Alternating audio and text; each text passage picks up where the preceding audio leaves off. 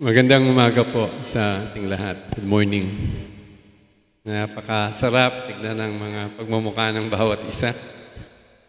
Nice to see your face in the English. Salamat sa Panginoon sa pribileyo ng pangangaral at sa pagkakataon na pinagkaloob ng Diyos sa akin para makapagbigay ng salita ng Diyos ngayong umaga. Ang buhay natin, ihahalin tulad natin sa paglalakbay. Sabi nga, life's a journey. Brother Ray, lalakbay tayo.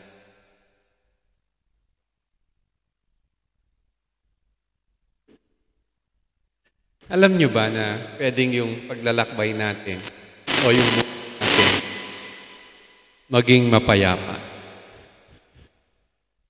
Sa tindi kasi ng karanasan sa mundong ito, walang patlang yung problema. Di ba? Tuloy-tuloy ang problema siguro mula nung nabuhay tayo hanggang sa panahon ngayon. Hindi kaila sa atin na iba't ibang klaseng mga kapagsubukan yung hinarap na natin. Puro problema. Pero ganun pa man, magandang makinig tayo sa salita ng Diyos ngayong umaga sapagkat may pangako sa atin na pwedeng ang buhay natin ay isang maging mapayapang paglalakbay. At nawa sa tulong ng Santong Espiritu, mabuksan ang ating mga isipan at mahamon tayo na hanapin ang buhay na ito upang sa gitna man ng mga problema, lumindol man, umulan man, bumagyo man, magkagulo man sa gobyerno, magkudita man, ang daming nangyayari, ang buhay natin na magiging panatag. At sa dakong huli, pagkagaya nyo kami ni Sen, hindi na kami looking forward, looking back, historical, yung mga ano ba nangyari na sa buhay natin. Masasabi natin with some sense of gratitude to God that God has been good. Napakabuti ng Diyos. Ngayon, ang talata, ang pupuntahan po natin ay makikita natin sa Psalm 121. Ang Psalm 121 ay isang magandang paalala.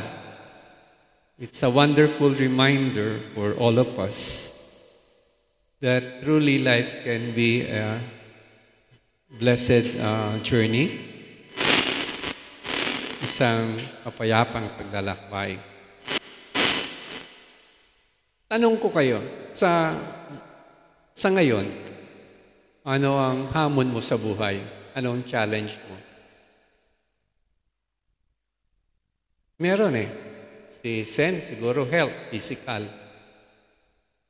May sakit, di ba?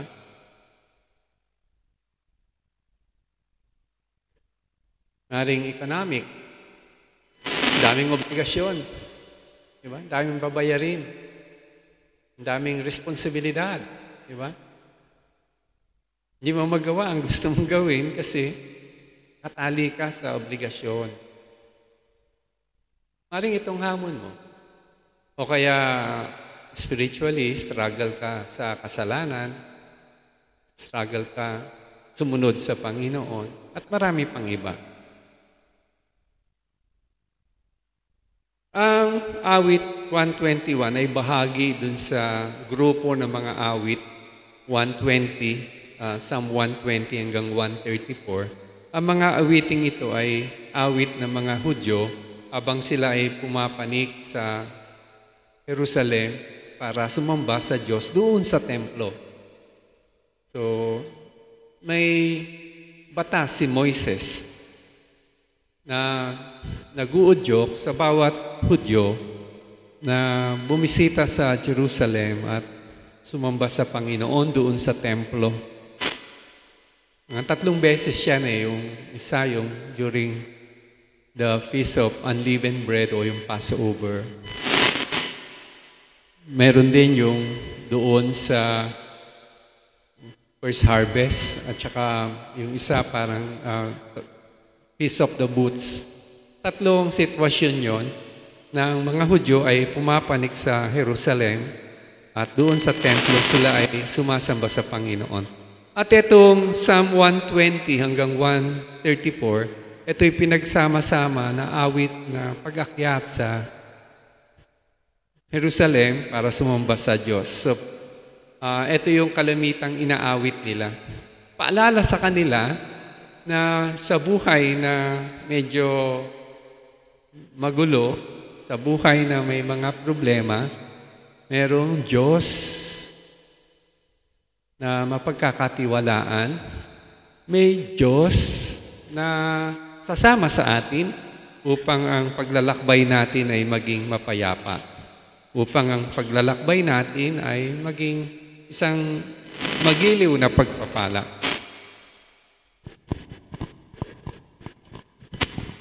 Salamat. Tanong ko, sino sa inyong ayaw ng ganitong buhay? Ako, gustong-gusto ko. Masarap yung ganyang buhay. Ang awit sa bandang dulo, naging honest naman siya na ang buhay ay puno ng paghamon, panganib, problema. Pero nandudun pa rin nakatuon siya sa pangunahing mensahe na kapag kasama natin ang Diyos sa ating lakbayin, may kapanatagan tayo na magiging mapayapa yung ating paglalakbay. In other words, ang buhay natin ay magiging mapayapa, magiging matagumpay. Ayan yung panalangin ko sa bawat isa sa atin, sapagkat yan din yung ninanais ng Diyos sa bawat isa sa atin. Hindi lang yung pumunta tayo sa mundo, nagkaproblema, harap ng kung ano-anong mga salimuot ng buhay, natuto tayong umiyak, natuto tayong tumawa, ang daming nangyari sa buhay natin. Pero ang pangarap ng Diyos sa atin, anumang sitwasyon, anumang pangyayari sa ating buhay, sa ating journey to life, maging meaningful to. At sa dakong huli, masasabi natin, salamat Panginoon. We are grateful to God for giving us beautiful life. Basahin natin yung awit 121. Nandiyan dyan sa program po natin. Sa verse 1, sa gawin ng bundok, tumitingin ako, saan ang gagaling ang aking saklolo? Ang hangad kong tulong sa Diyos magmumula, sa Diyos na lumikha ng langit at lupa. Huwag sana ako bayaang mabuwal, handa lagi siya sa pagsasanggalang, ang tagapagtanggol ng bayang Israel, hindi natutulog at palaging gising. Ang Diyos na si Yahweh, siyang nagbabantay, laging nasa piling upang magsanggalang. Di ka magdaramdam sa init ng araw, kung gabi ay di ka sasaktan ng buwan. Sa mga panganib, ikaw iniligtas nitong Panginoon. Siyang mag-iingat saan man naroon, ika'y iingatan, di ka maano kahit kailanman. Dakilang Diyos, ang hiling po namin, asa bawat isa sa amin sa pamamagitan ng iyong mapagpalang salita. Basbasan mo ang iyong salita, tulungan mo ang bawat isa sa amin, ang tagapagsalita at ang mga nakikinig, upang maunawaan namin at maging makahulugan sa amin ang iyong salita ngayong umaga. Salamat po sa pangalan ni Jesus. Amen. Alam niyo po, may dalawang bahagi dito sa salmong ito. Kung papansinin niyo yung verses 1 and 2, ang nagsasalita dito ay yung manlalakbay, yung naglalakbay. Pero pagdating dun sa verses 3 hanggang 8, ang nagsasalita dito ay parang ibang tao maliban dun sa naglalakbay. Bakit ko nasabi po yan? Pansinin niyo yung pronoun. Kasi yung una, verses 1 and 2, ang pronoun na ginamit ay I, ako. Pero yung 3 to 4, ang pronoun na ginamit ay he. Para bang may isang taong naglalakbay at ang sabi niya, ako ay nakatingin sa bundok, saan manggagaling ang tulong ko? Sabi niya, ang tulong na aking hinahangad ay nagmumula sa Diyos na lumikha ng langit at lupa. Ito yung kanyang tanong at kanyang sagot. Yung tanong niya, sinagot niya. Sa mga galing ang tulong ko, ang sagot sa Diyos na lumikha ng langit at lupa. Ngayon sa mga susunod na talata, verses 3 to 4, iba na nagsasalita dito. Parang ang nagsasalita dito ay yung saserdote na nagbibigay sa kanya ng basbas, na nagsasabi sa kanya, dahil ang ginawa mong tagapagligtas, ang ginawa mong taga-saklolo sa iyo, ang hinihingan mo ng tulong ay ang Diyos. Ngayon itong saserdoteng ito na nagsasalita, binasbasan niya, pinakilala niya na tama ang iyong ginawa sapagkat ito yung Diyos mo, yung katangian ng Diyos. Ito ang Diyos mo at ito ang pwede niyang gawin sa iyo. Amen? Napakahalaga.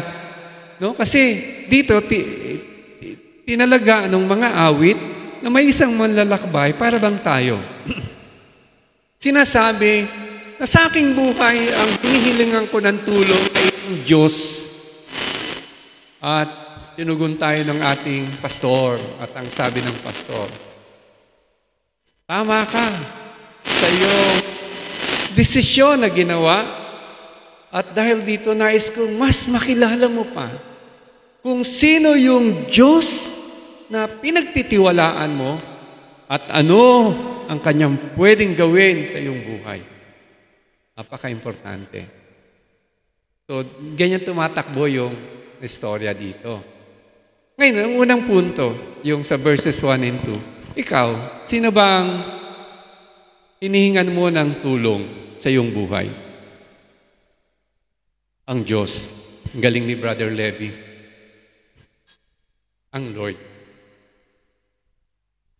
Kasi sa totoo lang, kapag kang hiningan mo ng tulong, hindi yung Creator, kundi yung creation, laking bagay yun eh. And, ang buhay mo, siguradong magulo. Ang buhay mo magiging walang kapayapaan. Halimbawa, ang hangad mo sa buhay yung pera, pera, pera. Yan ang gusto mo, pera. Sabi nga ni Brother Ray, yung mga doktor, opera. Gusto, opera. Dahil pera. Pera, pera, pera. Kung sa tingin mo ang buhay mo magiging pagpapala dahil sa pera, assure ko sa iyo, magulo ang buhay mo. Hindi magiging mapayapa ang buhay mo. Halimbawa, ikaw ang tingin mo magiging masaya ka pag ikaw ay sikat, popular, makapangyarihan sa lahat. Assure ko sa iyo, magulo ang buhay mo. Kasi kahit anong ganda ng creation, kahit anong ganda na pwede bigay sa iyo ng mga nilikha, kapos pa rin kung ang pagtitiwala mo hindi doon sa naglikha. Kaya dito sa verses 1 and 2, magandang nilatag dito sa ating mga puso. Ikaw, ako, tayong lahat ay naglalakbay sa buhay. Na importante, sigurado tayo sa ating puso, sa ating mga buhay. Kung may hinihingan tayo ng tulong, kung may pinagtitiwalaan man tayo, walang iba maliban doon sa ating Creator. Yung naglikha sa atin. Hindi yung kanyang creation. Kasi pwedeng madaya tayo eh. Hindi ko naman sinasabing hindi maganda yung walang pera. Maganda nga may pera ka, di ba? Hindi ko naman sinasabing hindi maganda yung sikat ka. Maganda yung popular ka, ayaw mong binubuli ka. Gusto mo respected ka, honorable ka. Siyempre gusto natin yon. Hindi naman masama na marami kang kaibigan, etc. Hindi masama na meron kang mga bagay na nakikitang maganda sa sanlibutan ito. Pero pag binaliktad mo na at inuna mo yung creation, rather than the Creator, na dito mo nilagay ang pagtitiwala mo dun sa mga nilikha, sa ganda ng paligid, sa nature, kaysa doon sa gumawa ng lahat ng yan, maging sa tagapaglikha natin, medyo may problema na tayo. May sabit na ang buhay natin. Nahirapan na tayo. Kaya nga, napakagandang hamon sa bawat isa sa atin ngayon. Ngayon, kanina tinanong ko kayo, ano yung hinaharap mong pagsubok ngayon? Anong hinaharap mo sa iyong paglalakbay na parang balakid? Ngayon, physical ba? Emotional ba? Economic ba? Spiritual ba? Ang susunod na tanong, sinong hiningan mo ng tulong? Sino? Boss mo? Sino? Kumari mo? Pare mo? Sino? Asa ka na kumita ng malaki? Maganda sanayin natin ang sarili natin. Sa tuwina, ang hininga natin ng tulong ang Diyos. Siya ang tinatangi natin sa ating puso. Okay, may problema ka. Tanong ko sa iyo, nag-pray ka. Tinaas mo na ba sa Panginoon yung problema mo? At kinausap mo ba ang Panginoon tungkol sa problema mo? Sinabi mo ba sa Kanya? Nilatag mo ba sa Kanya yung iyong mga pagkatakot? Pag-aalala? Mga panganib na iniisip?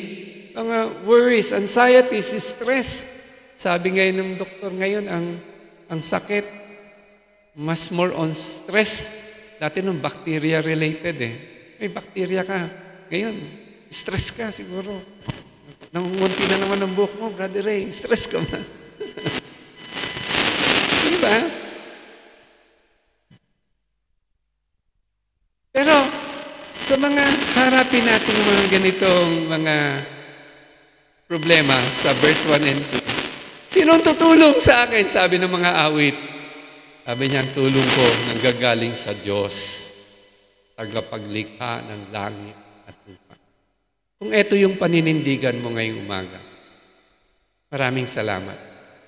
Sapagkat alam ko na we will cruise through life, although may mga hinaharap tayong problema, magiging mapayapa ang ating paglalakbay sa lupa. Yung pagkatapos magsalita nung naglalakbay, yung verses 3 to 8, dito makikita natin, yung basbas sa Kanya. Yung pagpapala na ibinigay sa Kanya dahil ang Diyos ang iyong hinihingan ng tulong, tanging Siya ang iyong tagapagligtas, no? Sabing gano'n nung tingin ko saserdote ito o pari ito nagsalita o leader sa worship. Ang sabi niya, unang-una, ang Diyos ang magtatanggol sa iyo. Pag yan ang ginawa mo, napaka-importante na ang Diyos ang magtatanggol sa atin. Huwag sana akong bayaang mabuwal. Piling mo ba mabubuwal ka na? Tutumba ka na? Piling mo ba susuko ka na? Pag may problema, ito yung laging inaagapan natin Ako bilang, minsan may mga nakakausap na taong may problema, ang unang inaagapan ko, yung isipin mo na mabubuwal ka na hindi mo na kaya. Kasi kasama natin ang Diyos. Ang isang bagay na sisiguraduhin ko sa iyo, dahil kasama mo ang Diyos, kasama natin ang Diyos, kayang-kaya mo yan. Kaya mo yan. Makakayanan mo yan. Handang lagi siya sa pagsasanggalang. Ito yung Diyos natin. Sasanggalang tayo, tutulungan tayo. Ang tagapagtanggol ng bayang Israel hindi natutulog at palaging gising. Doon sa Psalm 46, sinabi, God is a present help in time of trouble. May trouble ka ngayon? Ngayon, kasama mo ang Diyos dyan. Hindi mo man siya nakikita, pero hindi ka pababayaan ng Diyos. Hindi siya tulog para hindi niya alam ang iyong nararanasan. Maaaring pinayagan ng Diyos yan sapagkat may gusto siyang makita sa ating buhay. Pero kailan pa man, assure ko sa inyo, ang Diyos natin ay tapat. Hindi siya nagbabago. Tayo hindi tapat sa maraming pagkakataon. Pero ang Diyos natin ay palaging tapat. Pagtatanggol ka niya. Ikaw umata sa Kanya, hindi Kanya bibiguin ang pag-asa mo siya. Ba't ka bibiguin ng Panginoon? May mga lumapit sa akin. Ito. Kasi personal itong itong mga testimony dito ng mga awit. Habang sinasabi niya ang Diyos ay tagapagtanggol, marami silang recollection sa kanilang isipan, sa kanilang karanasan bilang isang bayan, Israel, kung paano ang Diyos nagtanggol sa kanila. Kung paano ang Diyos tinulungan sila, mga imposibleng sitwasyon. Nung lumabas nga sila sa Ehipto, hinahabol sila ng mga Egyptians. Sa harapan nila ay dagat, paligid nila ay bundok, sa likod nila yung mga humahabol sa kanilang mga sundalo para patayin sila. No way out. Inside, ano yung pinanood nila? Inside out. Wala eh. Pero dahil ang Diyos ang kasama nila, nagmilagro ang Diyos. Anong ginawa? Bumukas yung dagat na pula. Hinati ng Diyos. Ganun ka makapangyarihan ang Diyos. Kapatid, hindi yan noon lang hanggang ngayon makapangyarihan ang Diyos, Sister Karen. Walang imposible sa Kanya. Kaya pa rin ng Diyos tulungan tayo sa lahat ng ating hinaharap ng mga pagsubok. Nalala ko nung nagtatrabaho si Sen. Kasi mga personal experience, dapat maalala natin. Ano ba ang ginawa na ng Lord sa'yo para ngayon matakot ka sa hinaharap mong problema? Ano na ba ang sinuog na problema ng Lord sa'yo? Ano ba ang katapatan na ginawa ng Lord sa'yo noon para ngayon ay matakot ka sa problema mo at sabihin mo, ayoko na. Bibitaw na ako, hindi ko na kaya. Di ba may mga ginawa ang Lord sa atin? Ako, hindi naman karanasan ko to, pero nakakita ko, kabahagi ako sa karanasan na to eh. Si Sen, nung nagtatrabaho yan, iyak ng iyak yan. Nag-umpisa siya sa trabaho. Pag uwi niya sa bahay, kikwento siya ng mga hirap niya, struggle niya sa trabaho. May mga pagkakataon, nasa opisina yan, tatawag sa akin sa telephone. Umiiyak, humihingi ng request. Hirapan siya eh. Hindi dahil hindi niya kaya yung trabaho, kundi yung mga tao sa paligid niya. Parang pinagkakaisahan siya. Wala naman siyang ginagawang masama. Pero ang payo ko sa kanya, kasi minsan, di ba, pag may problema tayo, parang pinakamabilis na solusyon, resign. Tapos lahat ng problema, mali! Gusto ng Diyos, sarapin yung problema eh. Gusto ng Diyos ipakita sa atin kung ano yung kaya niyang gawin. Gusto ng Diyos ipakita sa atin kung paano siya yung magtatanggol sa atin. Ngayon kung puro resign tayo, quit out, wala na. Paano na lang? Paano natin makikita ang kaluwalhatian ng Diyos sa ating naharap na sitwasyon? Kaya noon, prayer kami siyempre, kanino ba kami mangangapit? Di sa Diyos, prayer kami ni Sen, Lord, tulungan mo po si Sen. Tapos, pana-encouragement ko sa kanya, wag ka magre-resign dahil nahirapan ka. Tuloy mo lang. Pag sinabi ng Lord, wag ka na dyan, hindi wag ka na dyan. Pero habang hindi sinasabi ng Lord na wag ka na dyan, wag ka mag-resign. Makikita natin ang kaluwalhatian ng Lord dyan. Hindi nga siya nag-resign. Looking back, nakita namin napaka-crucial ng desisyon ni Sen noon. Kasi ngayon, na-earn niya yung benefits dahil hindi siya nag-resign,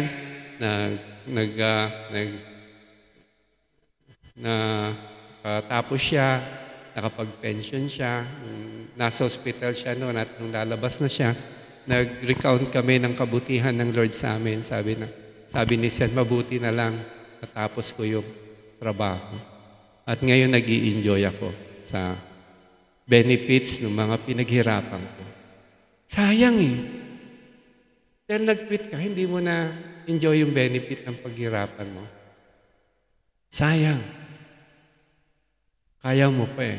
Ang maganda ganito, yung mga kasama niya noon, lagi siyang pinag-iinitan. Pero through time, nakilala nila si Sen. Lahat ng kasama niya noon, naging kaibigan niya. Lahat ng umaayaw sa kanya, naging bati siya. Pag mag-post si Sen, yung mga nagpo-post doon ng like, yung comment, etc., dating kagalit niya yun. Pero ngayon, mahal na mahal siya. Kasi, ang tagapagtanggol niya, Ang Lord. Sino bang kayang bumago ng puso ng tao? Sino bang kayang bumali ng direksyon ng tao? Sino bang kayang magpaunawa sa tao? Ang Lord lang. Kaya nung nangapit siya sa Lord, nakita ng bandang huli na yung mga kumalaban sa kanya, yung pinakasweet sa kanya ngayon. Alam nyo, hindi naman sa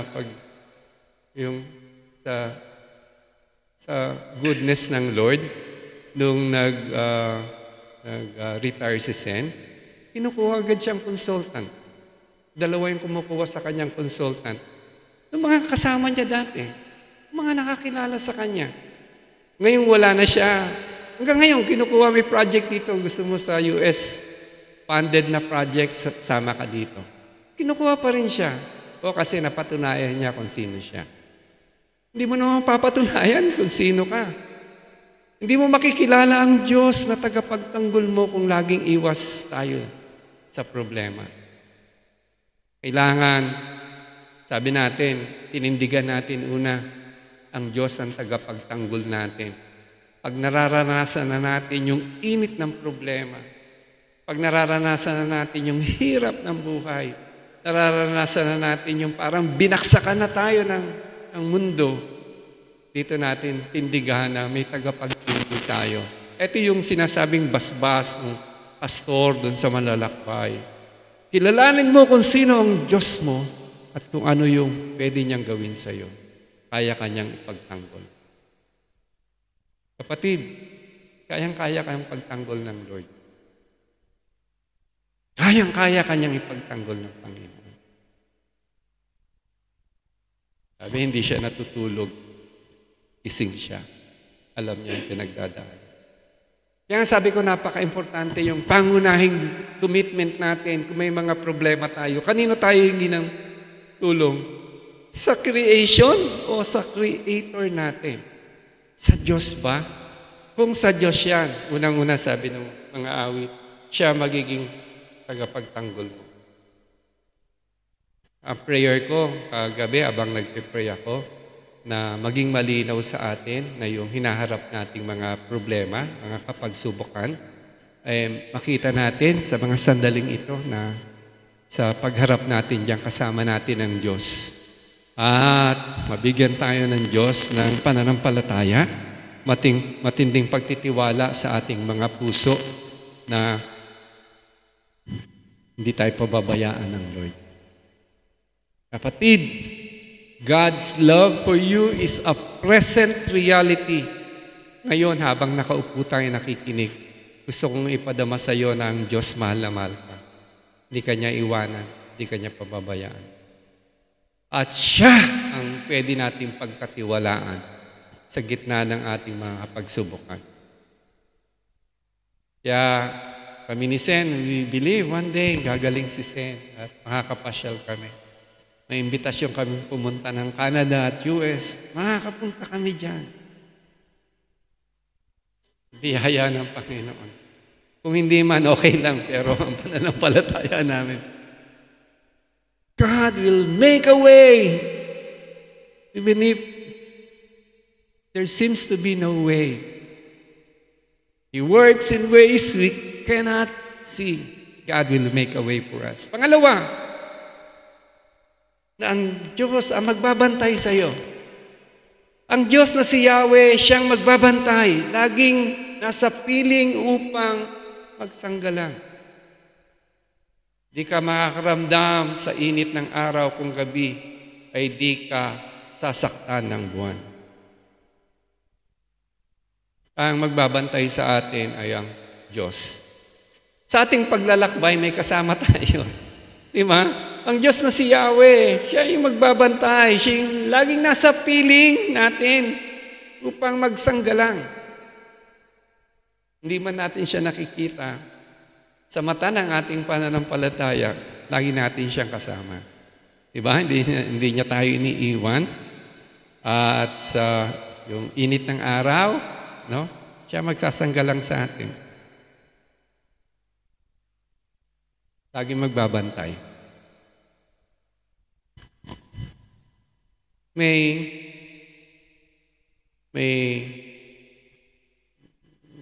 kasabihan sa mundo na I totally disagree. Lagi nating maririnig to. Baka may mga Christian na sinasabi pa to eh. Pero I disagree. Narinig niyo ba yung sinasabi nila pag may problema, follow your heart? Follow your heart. Kung saan ka masaya, doon ka. Follow your heart. Katok ako. Pasensya na, hindi po ako believe dito. Bakit? Kasi ito yung sabi ng salita ng Diyos patungkol sa puso. Basahin ko sa Jeremiah chapter 17, verse 9. Tingnan nyo. May Bible ba kaya sa cellphone nyo? Buksan nyo. Sama-sama nating basahin. Bakit hindi pwede nating sundan yung ating puso? Jeremiah 17, verse 9. Anong sabi? The heart is deceitful above all things and beyond cure. Who can understand it? Sa New Living Translation, the human heart is the most deceitful of all things and desperately wicked. Sa lahat, ito yung pinaka-deceitful. Hindi dapat pagtiwalaan. Who really knows how bad it is? Sa New Living Translation. Tapos sabihin mo, follow your heart. Paano yan, ate? Paano yan, kuya? Paano mo susundan yung puso mo na deceitful? Sundan mo yung tagapagbantay mo. God, siya yung magbabantay sa iyo eh. Siya yung susundan mo. Alam niyo yung mga Israelites, nung lumabas sila sa Ehipto, pinatnubayan sila ng Lord. Paglabas nila sa Ehipto, di ba? Doon sila nanatili sa Egypt for many years. At ngayon, gusto na silang palayain ng Panginoon kasi doon sila pumunta dahil kay Joseph, di ba? Naging governor ng Egypt. Nung niligtas niya ang Egypt sa tiyak na kapahamakan, yung tagutom, naging sikat si Joseph at doon sila nakatira sa Egypt. Dumami sila. Sukdo lang damit, nagalit sa kanila, natakot yung Paraon na baka sobrang dami nito mga Hudyo ay mag-rebel dito isang araw at kalabanin ako. Kaya pinersecute sila. At sa kanilang kahirapan, tumawag sila sa Lord, Lord, tulungan mo kami. Diba? At nagpadala ang Lord ng mensahero, si Moses. Diba? Nung, to cut the long story, mahabang story yan eh. Nung pinalaya na sila ni Paraon at naglalakad sila, alam nyo ang Lord, nag-guide talaga siya eh. Hindi siya nagpapabaya. Gusto ko lang dalhin sa inyong pangunawa yan, bawat isa sa atin. Kapatid, ang Lord nagbabantay sa iyo yan, bibigay ng guidance sa iyo yan eh. Sana may panahon tayong makinig sa Kanya. Sana may panahon tayong makipag-usap sa Kanya. Sana may malinaw tayong panahon na talagang seryoso sa pakikipag-usap sa Kanya. Kasi ang Lord, isa sa mga gusto niyang gawin sa buhay natin, ibantayan tayo, i-guard tayo, i-guide tayo, patungo dun sa ating mga dadaanan na tama. Kasi isang saglit, ang isang sitwasyon, pwedeng mali ang desisyon mo. And you suffer great consequence because of wrong choice, wrong decision. Kailangan natin ng guidance ng Lord.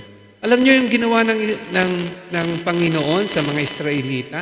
Sabi dun sa scripture, ang bilang ng mga lumabas na Israelita galing Ehipto, yung mga lalaki, edad 20 hanggang sa 60, hindi ka nakasama, Brother Ray. 20, at saka ikaw, Pastor Norman, tawa-tawa ka. Hindi ka nakasali dito. Yung 20 to 60, ako hindi na rin kasama. Nasa 600,000 na. Biro nyo, yung asawa nila, yung mga anak nila na less than 20, pinakamaliit, 1.2 million yung lumabas na ihipo. Ginaid sila ng Lord dun sa ilang. Alam niyo paano sila ginaid ng Lord? Merong pillar of clouds by day. Sa kanilang paglalakbay, may nagbibigay sa kanila ng bantay, ng guide. Yung pillar of clouds. So naglalakbay sila. Sinusundan nila yung pillar of clouds para hindi sila maligaw. Akala nga ni Paraon, paikot-ikot sila sa wilderness. Sabi niya, naliligaw itong mga taong ito, walang direksyon. Pero maaaring ganyan ang isipin ng mundo sa atin. Mali, sabihin, follow your heart. Mali ang decision mo. Follow your heart. Pero yung decision mo nakabase dun sa patnubay ng Lord, yan yung pinakatamang pwede mong gawin sa buhay. Sabi ni Paraon, naliligaw sila, paikot-ikot lang sila dun sa ilang. Pero hindi niya na-realize na may pillar of clouds na sinusundan ng mga Israelita. Sa araw, sa gabi, pillar of fire. Pero nyo, habang naglalakay sila, pinapayungan sila ng Lord. What a miracle. 1.2 million lalakad. Grabing miracle ng Lord. Kaya sabi dito, nais nung pastoro, saserdote ito na nagsabi dun sa manlalakbay, gusto kong makilala mo ng gusto kung sino ang Diyos mo at kung ano ang pwede niyang gawin sa buhay mo. This is our God. Huwag natin kalimutan. He's the same yesterday, today, and forever. Hindi siya nagbabago. Kung kaya niyang patnubayan ng 1,200,000, pinaka-minimum. Sa kanilang journey, sa kanilang paglalakbay, sino ba naman tayo? Brother Ray, Sister Sen, di ba? Kayo kayang patnubayan ng Diyos, Brother Ray? Brother Levi? Hindi ba tayo kayang patnubayan ng Lord? Kayang-kaya tayong patnubayan ng Lord sa mga importanteng desisyon natin. We follow the Lord. We don't follow our heart. Kasi deceitful eh. Si Peter sabi niya kay Lord, Lord, hindi kita i-deny. Hindi kita ipagkakanalo. Gabi yan nung sinabi, kinabukasan, pinagkanalo ang Panginoon 3 beses. Yung follow the heart. Hindi alam ni Peter yung kanyang heart. Kanyang damdamin, mahal niya ang Lord. Pero he failed to realize how deceitful the heart is. Tanong kita, ilang beses ka na nangako sa Panginoon? At bawat pangako na binigay mo sa Panginoon, it added to your shame. Kasi hindi mo natupad. Diba? Let's follow your heart. It is deceitful above all. Kaya nga si David ang prayer niya, Lord, search my heart and know my thoughts today. Yun ang prayer natin. Don't follow our heart. We ask the Lord to search our hearts so that we may know our thoughts today. Huwag tayo magpakatiwala sa puso na deceitful. Puso na talagang nilikhang kurap. Is deceitful above all. Yun ang sinabi ng Scripture eh. Above all else eh. May sinasabi ka ngayon, pagtalikod mo, iba na. Diba? That's how corrupt we are. That's how corrupt our hearts are. Hindi lang si Peter yon, ako lalo na. Si Paul sabi niya, of the sinners, I am the worst of all sinners. Si Paul yan. And these are people that have followed the Lord. Isa sa mga blessing na binibigay ng Lord sa kanila is that God would search their hearts so that they may know their thoughts today. Yan yung ginawa ng Lord kay David. Kaya naging God's after own heart. God's the apple of God's eyes.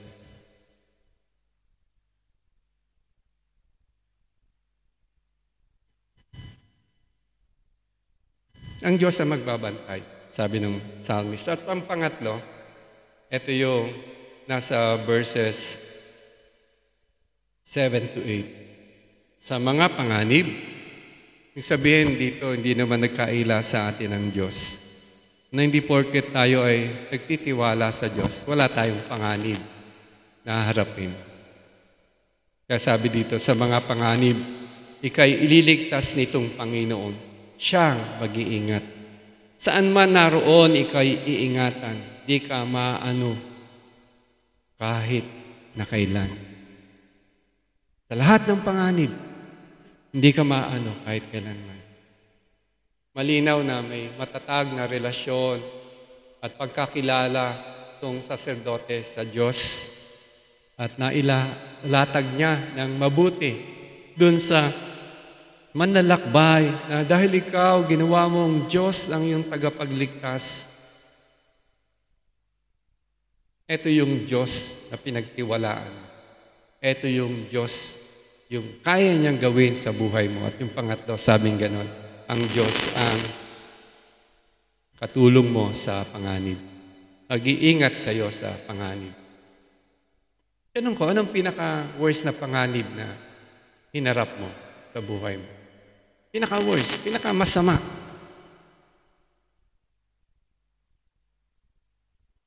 Isip-isip. Ako, alam niyo, kasalanan. Yan yung, hindi lang ako yung lahat ng tao sa mundo. Yan yung sumira ng ating relasyon sa Diyos. Yan yung sinolusyonan ng Panginoong Hesus nung siya nabayubay dun sa krus ng Kalbaryo. Yan yung dakilang ebanghelyo. Yung good news na sinasabi natin sa mundo. Na ikaw at ako, lahat tayo makasalanan. Pero gaano na lang ang pagmamahal ng Diyos sa atin. Binigay niya yung kanyang bugtong na anak. Sino man ang sumampalataya sa kanya, hindi mapahamak, kundi magkaroon ng buhay na walang hanggan. Sabing gano'n ng mga awit, saan man naroon, ikaw iingatan, di ka maano kahit na kailan. May ginawa ang Panginoon. Doon sa krus ng Kalbaryo, at dahil pinampalatayaan natin yung ginawa ng Panginoon doon sa krus ng Kalbaryo, yung kasalanan mo at kasalanan ko, pinagbayaran ng Panginoon. At ang kasalanan, dahil pinagbayaran ng Panginoon, at dahil nagtiwala kay Kristo doon sa ginawa niya doon sa krus sa Kalbaryo, tayo ay pinatawad ng Diyos. Tandaan niyo ito, pinatawad tayo ng Diyos sa kasalanan natin noon, kasalanan natin ngayon, at kasalanan natin sa mga darating na araw. Nagkaroon tayo ng kapatawaran. Kaya nga, may assurance tayo ng kaligtasan.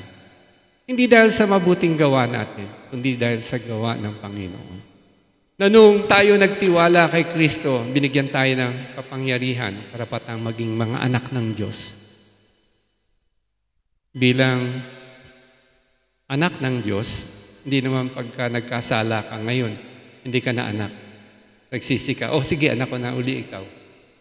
Bukas nagkasala ka, hindi ka na anak. Nagsisi, oh sige anak na. Hindi. Ang kapatawaran na binigay ng Lord sa atin, once and for all.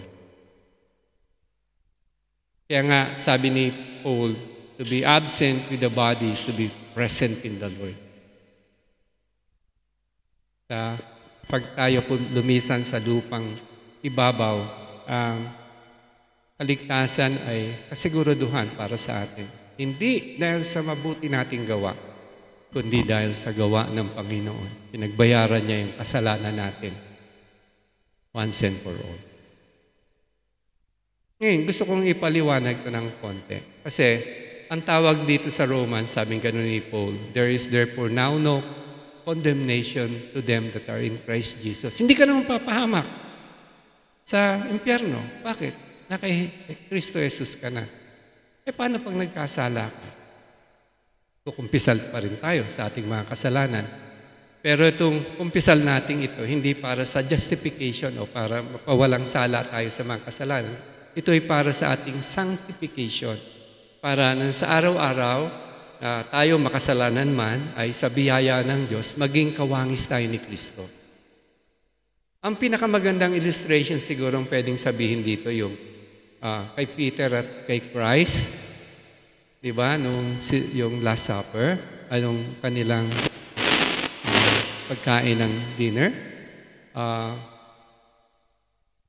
Hinugasan ng Panginoon yung paa ng kanyang mga alagad. Anong sabi ni Peter kay Lord, Brother Ron? Nung hugasan siya ng Lord, Peter, wag, hindi pwedeng hugasan mo ako. Kasi yung gawain yan, gawain ng pinakamababang servant ng panahon na yon. Ikaw, kinikilala kong Panginoon, tagapagligtas. Pero sabi ng Lord, ito, hindi mo na unawaan ngayon, pero maunawaan mo later. Kung ayaw magpahugas sa akin ng iyong paa, wala kang bahagi sa akin. Tapos nag-OA pa si Peter, kung gano'n, Lord, talagang gusto ko maging kabahagi mo. Hindi lang paa, kamay, paliguan mo na ako, buong katawan. Sabi ng Lord, malinis ka na eh. Ang kailangan mo lang hugasan sa paa, nadumihan. Ayun yung picture ng isang Kristiyanong nagtiwala sa Panginoon. Malinis ka na, kapatid. Kay Kristo ka na. Pero nadudumihan ang iyong buhay, pang-araw nagkakasala, mabaksak sa kasalanan. God will not condemn you.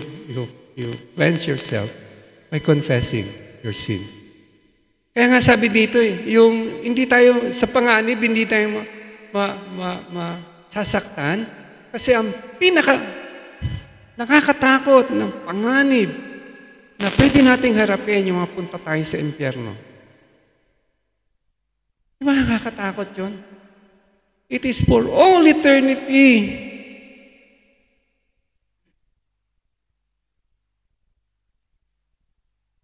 But the grace of God is so amazing. Tiwala tayo sa Kanya at ngayon pinatawad niya tayo sa ating mga kasalanan. Sabi ni John, nagkakasala pa rin tayo. Patuloy pa rin tayo nagkakasala. At gaya ng ginawa ni Lord kay Peter, nugasan yung kanyang paa. Pero yung buong kanyang pagkatao ay malinis na. He is a new creation in Christ. Ngayon, ang kaya na lang gawin ay maglinis dun sa mga kasalanan, humingi ng pagpapatawad sa mga kasalanan na gawa. That is for sanctification, that we may be conformed into the image, into the likeness of Christ. Amen po ba doon? Kaya nga, dito, yung sa awit na to, kung titignan mo siya,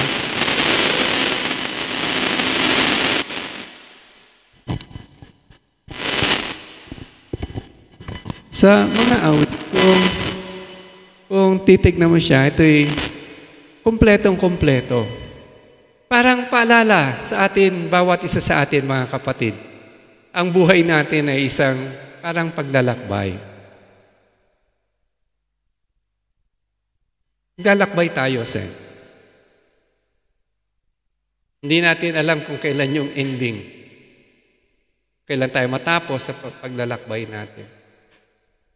Pero ngayon pa lang, magkakaroon tayo ng kasiguraduhan. Ayon sa salita ng Diyos na magiging mapayapa ang ating paglalakbay kung ginawa natin ng Diyos ang ating hinihingan ng tulong. At dahil ang Diyos ang ating katulong, katuwang, ang ating tagapagligtas sa buhay, siya yung magtatanggol sa atin, siya yung magbabantay sa atin. Siya yung magliligtas sa atin sa lahat ng panganib upang tayo magkaroon ng buhay na walang hanggan. Nawa ang mensahe ngayong umaga maging pirmihang mensahe sa ating mga puso. Kasi sa bawat gising natin, bawat araw na harapin natin, sa bawat pagpasok natin sa trabaho, sa bawat ginagawa natin, Sa bawat problema na hinaharap natin, balakid, sa bawat sitwasyon na umiiyak tayo, sa mga sitwasyon na frustrated tayo, desperate, alala natin, may kasama tayong Diyos. Tumutulong sa ating paglalakbay. Siya yung katulong natin. Kapit lang. Tiwala lang. Huwag na wag bibitaw. Huwag na wag susuko. Bandang huli, aanihin natin ang mga gusto nating mangyari sa ating buhay. Isang magandang buhay, mapayapang paglalakbay. At habang ginagawa natin itong paglalakbay na ito, mas nakikilala natin ang Diyos.